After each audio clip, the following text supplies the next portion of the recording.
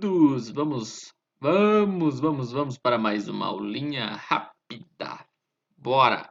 Questão energética no Brasil, né? Vamos começar a falar aí sobre este conteúdo maravilhoso. O Brasil utiliza energia hídrica para geração elétrica de forma predominante. Bem, temos uma grande produção de energia elétrica a partir de hidroelétricas, utilizando aí as fontes hídricas. Porém, nós podemos produzir aí muita energia a partir de recursos hídricos, mas a fonte de energia que nós mais utilizamos ainda é o petróleo, né? Os projetos, né, vêm sendo executados no Brasil a ponto de o Brasil aí ter várias formas de exploração, né? Várias possibilidades de exploração de fontes de energia, tá? Que a gente tem que sempre mencionar quando se fala, né, de política energética no Brasil, tá? Nós temos uma lei federal, que é a Lei 9.478, lá de 1997, que prega, né, uma queda gradual, em alguns casos até mesmo lenta, do consumo de fontes de energia que poluem um pouco mais, como por exemplo o carvão, né, o petróleo ou até mesmo a utilização aí da lenha, que é muito comum, inclusive aqui na região sul do Brasil, principalmente no inverno, né? Essa tendência, né, de redução de fontes de utilização de fontes de energia que poluem mais, ela é uma exigência, né, que foi aceita lá em 1997 durante o estabelecimento aí do chamado Protocolo de Quioto, né, que visava aí uma redução de aproximadamente 5% nas emissões de gases aí do efeito estufa, tá? Então, algumas opções que nós temos, né? Por exemplo, a energia eólica, né? Pode substituir aí o carvão e o petróleo, por exemplo, tá? O gás também seria uma possibilidade.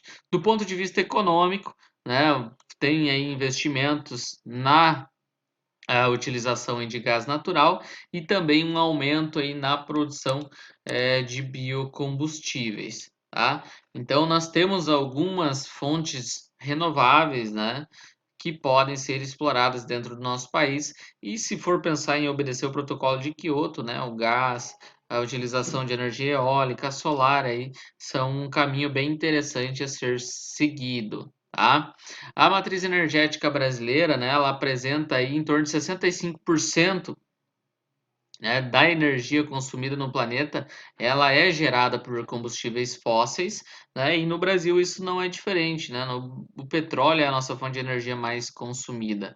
41% da energia gerada no Brasil vem de fontes renováveis. Então o Brasil aí dá para a gente dizer tem um destaque interessante no cenário internacional, até porque nós, obviamente, temos todas as condições, né, ou quase todas as condições para a produção de energia utilizando fontes renováveis. Temos rios aí de planalto que podem ser utilizados para energia hidrelétrica, temos regiões de muita luz solar, temos regiões onde os ventos são abundantes, temos um litoral imenso que pode ser utilizado para a produção de energia, de acordo com as condições, obviamente, né?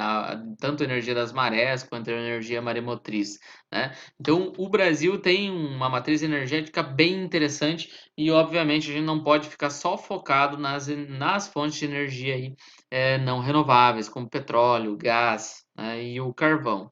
Até o século XX, né, a geração de energia no Brasil basicamente era a base de lenha, né, o fogão a lenha mesmo, né? Até hoje a gente utiliza muito nas nossas indústrias para mover. A indústria se utiliza aí da lenha, né? Mas basta você analisar aí grandes empresas madeireiras ainda utilizam grandes caldeiras, né, que utilizam a, a lenha. A partir lá da segunda metade do século XX, houve um aumento da energia elétrica. Se você parar para analisar, de 1930 inicia o processo industrial brasileiro, mais ou menos ali nesse período de 1930. A partir desse momento, há uma necessidade maior de utilização de energia. Então, novas fontes de energia aí têm que ser produzidas, né, para suprir essa indústria que vem surgindo por aí.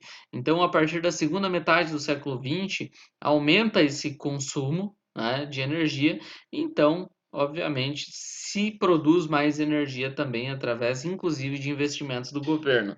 Nas últimas décadas, uma das fontes de energia que mais vem tendo um crescimento, né, é a própria energia de biomassa, né, que tem como subprodutos o álcool, né, da cana-de-açúcar e, obviamente, dos combustíveis fósseis, o gás natural tem um avanço interessante, né, se comparado ao petróleo e ao carvão, dos combustíveis fósseis, né, que nós temos, é o que apresenta aí um índice de poluição menor, tá?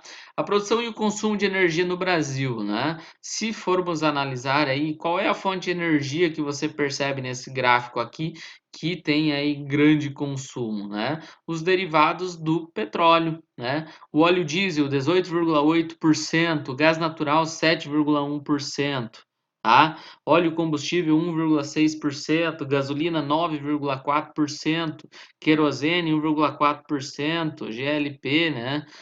3,2%. Os combustíveis derivados do petróleo são os que apresentam aí os maiores índices de consumo dentro do nosso país, tá? Se você somar eles aqui, você vai perceber que as outras fontes de energia têm uma participação um tanto quanto menor, tá? Você pode observar que a lenha ainda é muito utilizada no Brasil, né? 6,2%, né?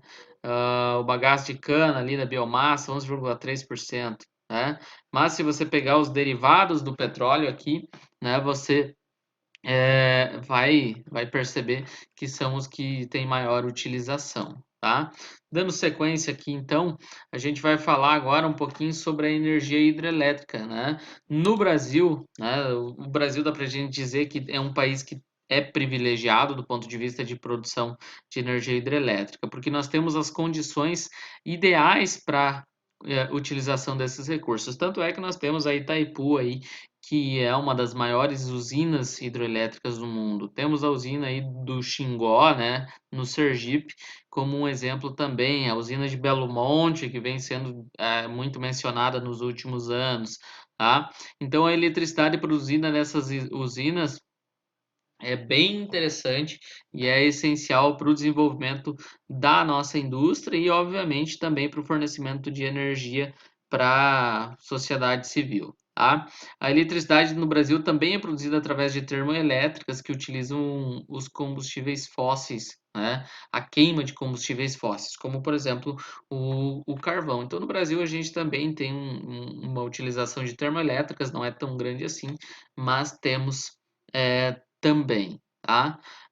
A energia hidrelétrica até a metade do século passado, né, ela se concentrava basicamente aí na região sudeste, ali São Paulo, Rio de Janeiro, Espírito Santo, Minas, né? Mas ela era mais produzida, né, no eixo Rio-São Paulo. Obviamente, né, com a expansão do desenvolvimento do país, dos próprios processos colonizatórios, a gente vai ter expansões tanto para o norte quanto para o sul aí, para a produção e ocupação desses territórios, tá? Algumas características que são interessantes do ponto de vista de produção de energia hidrelétrica no nosso país. Nós temos dois tipos de rios, né? Os rios de Planalto e os rios de planície. Os rios de Planalto são muito fáceis de você reconhecer, são aqueles rios que apresentam em cachoeiras, corredeiras. Esses rios têm uma velocidade maior, né, no fluxo das suas águas e essa velocidade ela pode ser utilizada para a produção de energia cinética, tá?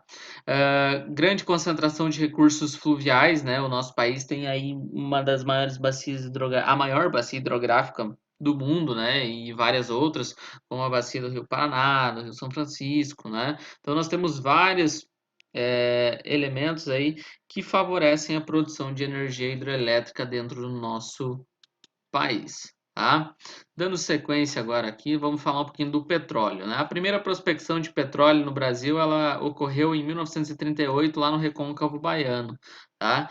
Então, em 1938 aí surge aí meio junto com a industrialização, o Brasil era bastante dependente, né, do petróleo que vinha de outros territórios, só que lá em 1953 cria-se então a Petrobras no governo do Getúlio Vargas para reduzir essa dependência da importação de petróleo, tá?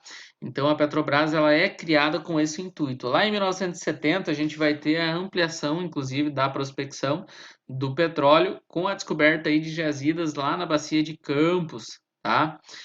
E também a gente não pode esquecer que em 2007, né, foi descoberta aí a nossa camada pré-sal, né, que tornou aí o Brasil autossuficiente em produção aí de petróleo, tá?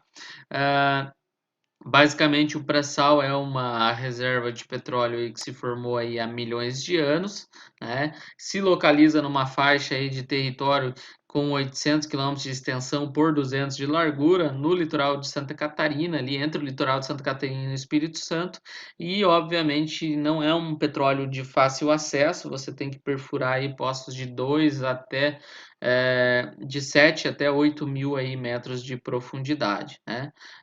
Então não é tão simples assim você extrair, e muitas vezes a tecnologia acaba vindo de outros países para dentro do Brasil para se explorar este pré-sal. A energia térmica, como eu já havia mencionado anteriormente, as termoelétricas, elas correspondem a cerca de 28% da produção de eletricidade do Brasil, né? Essa é gerada por meio aí do carvão, do petróleo, do gás, da lenha e da energia nuclear. Tem alguns fatores positivos, né? O custo de instalação é mais favorável em comparação às hidroelétricas, né?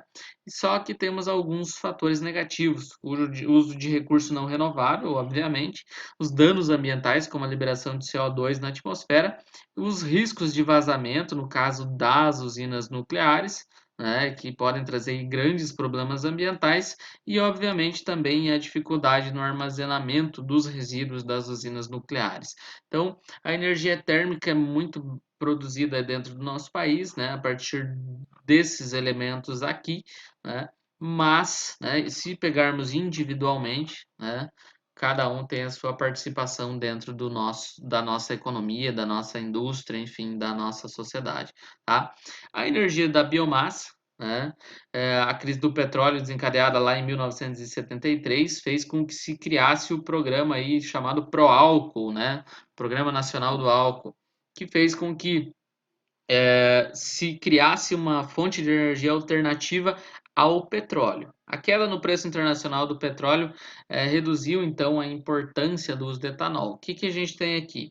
Eh, nós vamos ter uma queda no preço, com novas descobertas de reservas de petróleo, né? O etanol então ele acaba tendo uma queda e perde importância, né? O Brasil ele projeta há muito tempo, né, uma vanguarda no uso de biocombustíveis, né? O petróleo não, né? O álcool, ele vem como um carro-chefe, né? Nos Estados Unidos se produz álcool de milho como uma produção dominante, né? No caso do álcool, no Brasil se produz álcool de cana-de-açúcar. O álcool de cana-de-açúcar, ele dá para a gente dizer que tem um rendimento melhor, né, do que o álcool aí de milho. Então, pessoal, o ProAlcool ele vai ser um programa interessante, né? Porque para tentar combater os altos preços do petróleo, a gente vai ter um incentivo nacional à produção aí do álcool, né? Então, o ProAlcool ele tem esse objetivo. Inclusive, ele vai funcionar, né? Vai dar certo no seu início ali, justamente porque a população começa a priorizar automóveis que são movidos aí a álcool, tá? Então a utilização de cana-de-açúcar no setor energético, ela passou a ser muito valorizada nesse sentido, tá? Só que hoje ela já é questionada, né, do ponto de vista de impacto ambiental por utilizar aí grandes áreas para a produção e plantações aí de cana-de-açúcar, tá? Seguindo, né, a nossa aula, as energias limpas no Brasil, né? A gente vem tendo ampliação no seu parque eólico, temos algumas áreas já de produção de energia solar, tá? Entre 2006 e 2013, a energia por meio aí dos ventos cresceu mais de 800%, tá? Então, nós temos aí uma crescente na utilização de fontes de energia renováveis aí dentro do nosso país. Vale lembrar, pessoal, que o Brasil ele tem todas as condições, né? Se a gente parar para analisar, para produzir energia limpa, né? A gente tem bastante território com boa luminosidade, bastante território com capacidade de produção de energia hidroelétrica. Temos aí grandes áreas com ventos constantes que podem estar sendo utilizados para a produção de energia, né? O que falta, na verdade, são investimentos aí para dentro desse setor, né? Talvez, se o país investisse mais em tecnologia, ciência e educação, a gente conseguisse criar aí alternativas para substituição das fontes de energia aí fóssil, ok? O que tínhamos por enquanto era isso. Dúvidas, fiquem para os comentários. Valeu, tchau, tchau.